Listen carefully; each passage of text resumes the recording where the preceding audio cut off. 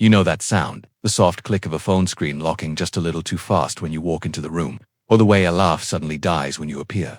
I started noticing those tiny cracks in our perfect picture about a year ago. My husband, Jason, charming, successful, the guy everyone loved. He thought I was oblivious, just his sweet, trusting wife, too busy with life to see the truth. But trust me, I saw the late nights that didn't add up, the new passwords, the distance that felt colder than winter, the day when found the proof, not some dramatic scene. Just a forgotten receipt for a place he swore he'd never been. My whole world didn't shatter, it froze. And in that icy stillness, something else sparked. Cold, hard resolve. They thought I was broken. They thought I was clueless. Jason and her, they danced in the shadows of our marriage, thinking their secret was safe. But while they were playing their little game, I was playing a much longer one. For 6 long months, I wore the mask, the supportive wife, the understanding partner, every fake smile, every forced conversation, every time I swallowed my fury and played the fool. It was fuel. I watched, I planned. I gathered every piece of the puzzle, every lie, every hidden betrayal. I crafted my revenge plan not in anger, but in chilling, calculated silence. I wanted it perfect. I wanted it undeniable. I wanted them to feel the ground vanish beneath their feet, just like I had. And today was finally delivery day. The carefully constructed walls of their deception came crashing down. The day the woman they both underestimated served the truth on a platter they could never ignore. I stood there, heart pounding like a drum, watching Jason's face drain of all color as my final move landed. Just as his phone started buzzing with a call from her. Do not disturb wouldn't save him now. End on that unresolved tension, the buzzing phone. Jason's reaction, forcing viewers to click for the next part.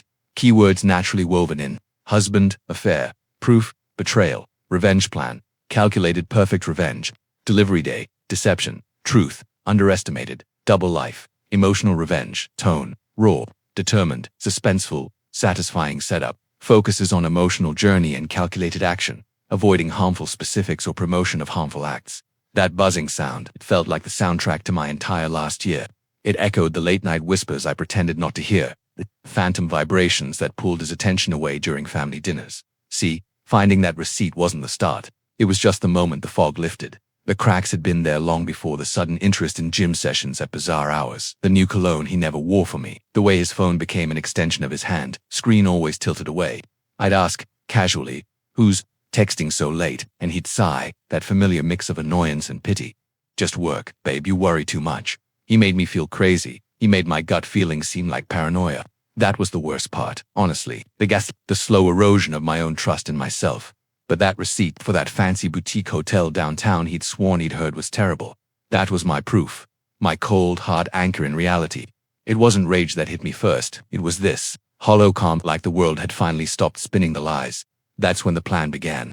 Not a scream, not a confrontation he could twist. No, I needed him to feel utterly, completely exposed. To have his meticulously constructed double life unravel in a way he couldn't deny, couldn't blame on me being emotional. I needed him to see the clueless wife he thought I was vanished, replaced by someone who saw everything. So, for 6 months, I became an actress in my own life. The mask was my shield. Sure, honey, have a great work trip, I'd chirp, packing his bag while silently noting the new underwear I hadn't bought. I listened, I watched. I learned his patterns, his excuses, the little tells when he lied. I gathered evidence not like a scorned wife, but like a detective building an airtight case. Texts forwarded to a hidden email, duplicate bank statements showing suspicious withdrawals, photos of his car parked where it shouldn't be, all time-stamped.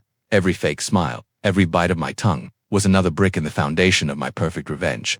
I wasn't just planning payback, I was meticulously documenting the entire emotional betrayal, piece by painful piece. Today wasn't an outburst. It was the culmination of 6 months of cold, calculated precision. And as his phone lit up with her name, vibrating violently on the table between us, the only sound louder was the deafening silence as he realized I knew exactly who was calling. His carefully crafted world was officially on the line. Ends, maintaining the cliffhanger, the phone buzzing, Jason frozen, the narrator watching. We still don't know what the delivery was or what happens next. Keywords woven in. Late-night whispers, phantom vibrations, gut feeling, paranoia, gaslighting, double life proof. Hollow calm plan meticulously constructed, exposed, mask, actress, patterns, excuses, evidence, airtight case, emotional betrayal, cold, calculated precision, culmination.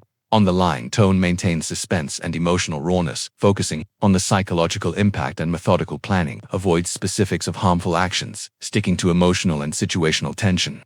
Go ahead, I said, my voice unnervingly calm, a stark contrast to the frantic buzzing. Answer it. Tell her why you're late for whatever little celebration you two had planned tonight. My eyes flicked towards the elegant, embossed envelope resting beside his untouched coffee cup. The first part of the delivery, inside, wasn't just proof of the affair. It was a meticulously curated timeline. Dates, times, locations, copies of texts she probably thought were deleted. Even a grainy photo of them leaving that boutique hotel, taken by a discreet friend I'd enlisted months ago. The betrayal wasn't just emotional, it was documented. Evidence laid bare. He finally tore his gaze from the phone, looking at me like he was seeing a ghost. How long? He choked out, his usual smooth confidence shattered. The phone stopped buzzing, leaving a silence so thick you could choke on it. Then, almost immediately, it started again, her persistent. Long enough, I replied, leaning back slightly, watching him squirm. Long enough to know about the business trips to the coast that never involved his company credit card. Long enough to see the withdrawals cash. Always cash, right before those romantic little getaways. Long enough to understand why you suddenly needed a separate phone for work security. I paused, letting the weight of his own lies hang in the air. Did you really think I wouldn't notice the emotional distance, or the way you flinched when I touched you? The gaslighting, Jason, telling me I was imagining things, that I was paranoid, that was the cruelest part. You made me doubt my own reality while you lived this whole other secret life. The phone buzzed again, a relentless counterpoint to his ragged breathing. I saw the calculation flicker in his eyes. Damage control. Who was more dangerous right now? The angry mistress calling incessantly, or the wife who'd spent half a year silently mapping every step of his deception? My revenge plan wasn't just about exposure. It was about forcing him into this impossible corner, making him face the tangled web he wove in the envelope. That was just Act 1. The real delivery was still hanging over his head, tied to that buzzing phone and the choices he was about to make in this suffocating kitchen. The consequences were only just beginning to ripple outwards, and I hadn't even shown him the second envelope yet, the one addressed to someone else entirely. The silence stretched, broken only by the insistent, accusing hum of the phone. His world was collapsing, and he had absolutely no idea how far the wreckage would spread. Who else knows? He whispered, his voice cracking. His gaze flickered to the second envelope, the one I hadn't touched yet, addressed in my neat handwriting to someone he definitely didn't want involved. What did you do? A cold, small smile touched my lips. I just connected the dots. Jason, I just documented the truth. What happens next? I shrugged, a deliberate, slow movement. That's largely up to you. And her. I nodded towards the buzzing phone. Her persistence is telling, almost like she senses something's wrong, like maybe she feels the walls closing in too. As if on cue, the buzzing stopped. For one breathless second, there was silence. Then, a rapid-fire series of text notifications chimed, lighting up his locked screen with previews I could see from my seat. Short, sharp bursts of panic. Where are you? Jason answered. Did she find out? I'm freaking out. Each one was another nail in his coffin of deception. Another piece of the emotional betrayal laid bare right there on the table for me too. See, he tried to snatch the phone, but I was faster, my hand slamming down flat over it, pinning it to the wood. The physical contact made him recoil. I said softly, my voice like ice. We're not done. See, the delivery today wasn't just about you seeing the proof, it was about setting things in motion. Consequences have a way of unfolding, Jason, like dominoes. I tapped the second envelope. This is going out tomorrow, certified mail, unless... I let the word hang, heavy with implication. Unless what? I didn't specify. Let him sweat. Let him imagine the worst, his parents, his boss, her husband if she had one. The possibilities were his own personal hell to contemplate. The phone buzzed again, vibrating violently under my palm. Another text preview flashed. I'm coming over. We need to talk now. Panic flared in his eyes, pure and undiluted. The tangled web he'd woven was tightening, pulling his secret world and his real world into a collision course he couldn't stop. He was trapped between the mistress demanding answers and the wife holding all the cards. The ticking clock wasn't just metaphorical anymore. She was literally on her way. And then, I added, my voice dropping to a near whisper, leaning in so he couldn't miss a single word. There's the third envelope, the airtight one, the one that doesn't rely on choices or second chances. That one, well, let's just say its delivery is already locked in, on a timer. I saw the blood drain completely from his face. He hadn't known about a third. The calculated revenge had layers he hadn't even begun to fathom. The suspense wasn't just about exposure anymore. It was about the unknown magnitude of the fallout. The doorbell rang, sharp, insistent, cutting through the suffocating tension. His head snapped towards the front hall, eyes wide with pure dread. The buzzing phone under my hand felt like a live wire. The perfect revenge wasn't just delivered. It was detonating, and he was standing right at the epicenter, completely powerless. The explosion was just beginning.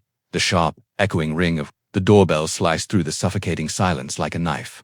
Jason jerked like he'd been electrocuted, his wide, terrified eyes fixed on the front hall. The panic on his face was primal.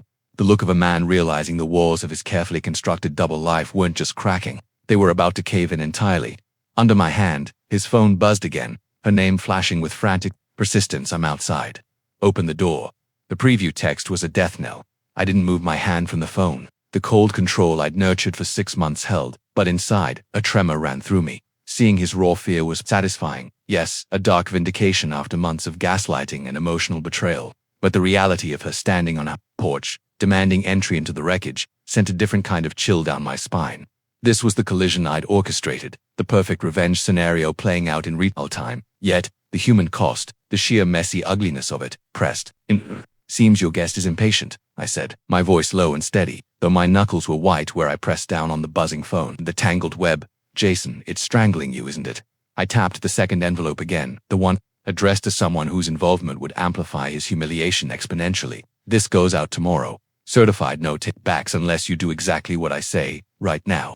He tore his gaze from the door, looking at me with a mixture of desperation and dawning, horrified understanding. What do you want? Money? The house? Just tell me how to make this stop. His voice cracked, the smooth liar replaced by a cornered animal. The doorbell rang again, longer this time, insistent, followed by a sharp, unmistakable rap of knuckles on wood. She wasn't going away. What I want, I hissed, leaning closer, is for you to feel the full weight of the consequences you tried so hard to avoid. The exposure you deserve. I finally lifted my hand from the phone, but only to slide the third, unmarked envelope, the one I'd mentioned being on a timer, slightly towards me. His eyes locked onto it like it was a venomous snake. But here's the twist. Jason, the unexpected variable in my perfect revenge plan. I took a slow breath. The pounding on the door was relentless now. That envelope, it's not addressed to your parents. Or your boss. His breath hitched. The buzzing phone lay ignored between us. Her calls now just background noise to the hammering at the door and the hammering of his own heart. It's addressed to him, I said, my voice dropping to a whisper barely audible over the chaos. Her husband, Mark, the one you met at their barbecue last summer. The one you shook hands with while you were screwing his wife in cheap motels. On your business trips. The color drained completely from Jason's face. He hadn't known she was married. The betrayal wasn't just against me, it was against another unsuspecting person. The scope of his deception just exploded, and the timer, I added, seeing the abyss open in his eyes. It's not for days. Mark gets his delivery in exactly 1 hour, via a very discreet courier service she recommended to me months ago. Ironically, the final piece of the puzzle clicked into place with brutal, ironic symmetry. Jason made a choked sound. The pounding on the door turned into frantic kicking. She was screaming his name now, muffled but frantic. He looked from the third envelope to the door, then back to me, pure, unadulterated terror etched on his face. The perfect revenge wasn't just about exposure anymore. It was about justice cascading onto multiple lives, fueled by his own lies. He had minutes to decide, face the hurricane on the porch, or let the silent, unstoppable timer detonate an even bigger bomb. The buzzing phone finally went silent. Outside, the kicking stopped. An eerie, waiting silence fell, thick with the promise of violence or revelation. He was out of time. The explosion wasn't coming. It was already here. The sudden silence outside was more terrifying than the pounding. Jason stood frozen, his eyes darting from the third envelope, the bomb destined for Mark, to the front door, then back to me. Sweat slicked his temples. The ticking clock in his head was almost audible. 1 hour. 1 hour before Mark knew everything, before his world, and Chloe's, imploded completely. He lunged, not for me, but for his phone. Snatching it up, he fumbled, fingers shaking, trying to unlock it, probably to call Chloe, to warn her, to beg her to stop Mark.